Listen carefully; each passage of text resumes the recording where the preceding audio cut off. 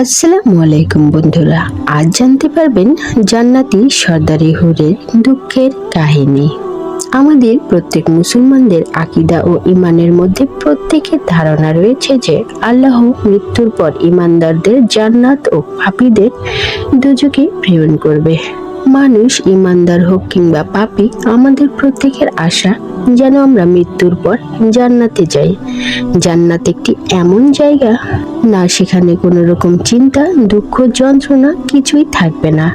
সেখানে শুধুমাত্র খুশি আর আনন্দ থাকবে। জান্নাতে না আছে কোনো রকম মৃত্যু, সেখানে শুধুমাত্র আমরা চিরকাল জীবিত অবস্থায় থাকব। সেখানে দুঃখ যন্ত্রণা কিছুই নেই, সেখানে আছে শুধু সুখ আর সুখ। এটা আল্লাহ তাআলা ওয়াদা করেছেন। কিন্তু জান্নাতে এমন একটি হুর আছে যে জান্নাতে থাকা সত্ত্বেও কষ্টে আছেন। হুরটি জান্নাতে থাকা সত্ত্বেও অনেক দুঃখ যন্ত্রণায় সেখানে থাকছেন। সে সব সময় কান্না করে এবং কান্না করে নিজেকে হালকা করে নেন। প্রিয় বন্ধুরা, আপনাদের মাঝে এই গল্পটি শেয়ার করার উদ্দেশ্য হলো যাতে আমাদের প্রত্যেকের জান্নাতে যাওয়ার আকাঙ্ক্ষা জাগ্রত হয়। মেরাজের দিন হযরত মুহাম্মদ সাল্লাল্লাহু আলাইহি ওয়াসাল্লামের সেবা যত্নের জন্য আসমানের সমস্ত ফেরেশতারা সেখানে উপস্থিত ছিলেন। তারপর যখন নবী করিম সাল্লাল্লাহু আলাইহি ওয়াসাল্লাম জান্নাতুল ফেরদৌসে তাশরিফ রাখলেন, তখন মারহাবা বলার জন্য চতুর্দিকে হুরেরা উপস্থিত হলেন। নবী করিম সাল্লাল্লাহু আলাইহি ওয়াসাল্লাম জান্নাতুল ফেরদৌস ঘোরার সময় তার প্রত্যেক কদমে কদমে হযরতে জিবরাইল আলাইহিস সালাম উপস্থিত ছিলেন। এবং যখন হযরত মুহাম্মদ সাল্লাল্লাহু আলাইহি ওয়াসাল্লাম জান্নাতুল ফেরদৌস প্রদর্শন করছিলেন, তখন হঠাৎ তিনার নজরে এক মন মরা উদাসীন একটি হুরের উপর পড়ল। সে একধারে বসে কান্না করছিল। তখন নবী করিম সাল্লাল্লাহু আলাইহি সাল্লাম অনেকটাই অবাক হলেন এবং হযরত জিবরাইল আলাইহিস সালামকে ডাকলেন। হযরত মুহাম্মদ সাল্লাল্লাহু আলাইহি সাল্লাম বললেন, আপনি জিজ্ঞাসা করুন সে কেন কান্না করছে।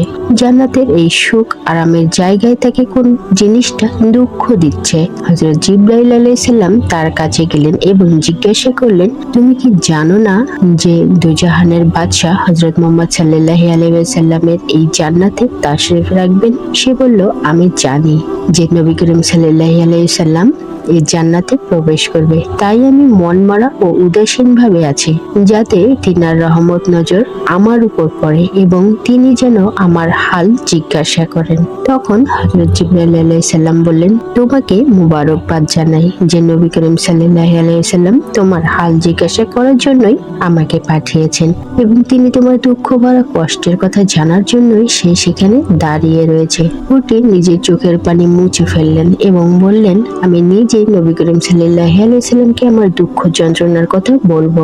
তখন হযরত জিবরাইল আলাইহিস সালাম নবী করিম সাল্লাল্লাহু আলাইহি সাল্লামের কাছে গেলেন এবং অনুমতি চাইলেন, আর রাসূল পাক সাল্লাল্লাহু আলাইহি সাল্লাম অনুমতি দিলেন। তারপর হুরটি সেখানে গেল এবং মাথা নিচু করে নবী করিম সাল্লাল্লাহু আলাইহি সাল্লামকে সালাম জানালেন। তারপর হুরটি নিজের দুঃখের কথা বলতে লাগলেন, ইয়া রাসূলুল্লাহ সাল্লাল্লাহু আলাইহি সাল্লাম, আল্লাহ পাকের কোটি কোটি শুকরিয়া যে আল্লাহ জান্নাতের হুরদের মধ্যে আমাকে সবচেয়ে বেশি সুন্দরী এবং হুরদের সর্দার করেছেন। 8টি জান্নাতের মধ্যে আমার থেকে সুন্দরী হুর একটিও নেই। আমি যখন বের হয়ে যাই তখন সবাই এক দৃষ্টিতে আমার দিকে তাকিয়েই থাকে, আর জান্নাতে আমার জন্য চারদিকটা উজ্জ্বল হয়ে যায়। রাসূলুল্লাহ সাল্লাল্লাহু আলাইহি সাল্লাম, একদিন আমি ভাবতে লাগলাম, যেদিন কিয়ামত হয়ে যাবে, যেসব বান্দারা আল্লাহর জান্নাতে প্রবেশ করবে, জান্নাতের প্রত্যেক হুর কারো না কারো সঙ্গে হবে, আর আল্লাহ আমার জন্য কাউকে না কাউকে রেখেছেন, তার সাথে আমি এই চিরন্তর জান্নাতে অবস্থান করব। আমি এটা ভাবতে লাগলাম। ইয়া রাসূলুল্লাহ সাল্লাল্লাহু আলাইহি সাল্লাম, আমি আল্লাহ তাআলাকে জিজ্ঞাসা করলাম, ইয়া রাব্বুল আলামিন, আপনার নিয়ামত ও দয়ার আগে আমার পরিশ্রম ব্যর্থ থাকবে যে আপনি আমাকে সবচেয়ে বেশি সুন্দরী করে তৈরি করেছেন। হুরটি আল্লাহ পাককে বলল, হে আল্লাহ, আমার পালনকর্তা, আমার অন্তরকে একটি কথা উদ্বিগ্ন করে তুলছে। হে রাব্বুল আলামিন, আল্লাহ পাক কিয়ামতের পর জান্নাতে কে হবে আমার চিরন্তন জীবন সঙ্গিনী, তার এক ঝলক আমাকে দেখিয়ে দিন।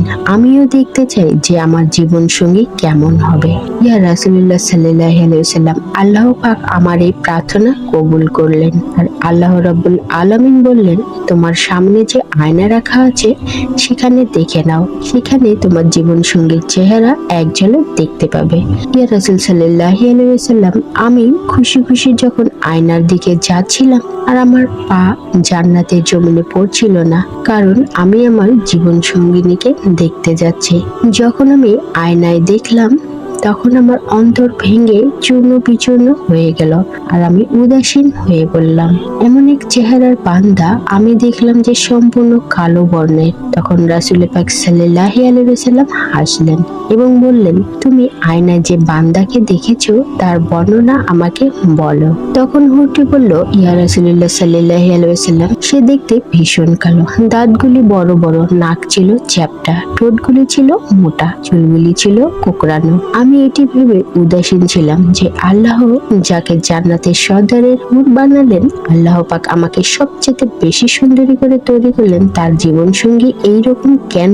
তাই ইয়া রাসূলুল্লাহ সাল্লাল্লাহু আলাইহি ওয়াসাল্লাম, আমি কান্না করছিলাম। রাসূল পাক সাল্লাল্লাহু আলাইহি ওয়াসাল্লাম রাগান্বিত চোখে তার দিকে তাকালেন এবং বললেন, তুমি যার কথা বলছো সে আর কেউ নয়, সে আমার প্রাণপ্রিয় সাহাবা হযরত বেলাল রাদিয়াল্লাহু তাআলা আনহু, যাকে আমি আমার মুয়াজ্জিন করেছি এবং আমার অন্তরে সাহাবাদের মধ্যে তিনি অন্যতম, যাকে আমি নবী করিম সাল্লাল্লাহু আলাইহি ওয়াসাল্লাম আমার পালকের নিচে ছায়া দিয়েছি। তারপর রাসূল পাক সাল্লাল্লাহু আলাইহি ওয়াসাল্লাম বললেন, বেলাল আমার এমন এক সাহাবা যাকে আমার আল্লাহ রাব্বুল আলামিন এমন এক মর্যাদা দান করেছেন যে হযরতে বিলালের শরীরে ঘাম থেকে পড়তে ঘুরে তীর হিসেবে গণ্য করার অনুমতি আল্লাহ রাব্বুল আলামিন দেবেন। হযরত বিলাল আল্লাহর মহব্বতে এতটাই পাগল ছিল যে তিনি তার জন্য নিজেকেই কোরবান করে দিয়েছিলেন। তারপর নবী করিম সাল্লাল্লাহু আলাইহি ওয়াসাল্লাম হুরটিকে বললেন যে তুমি নিজেকে সুন্দরী বলে এতটা অহংকার করিও না।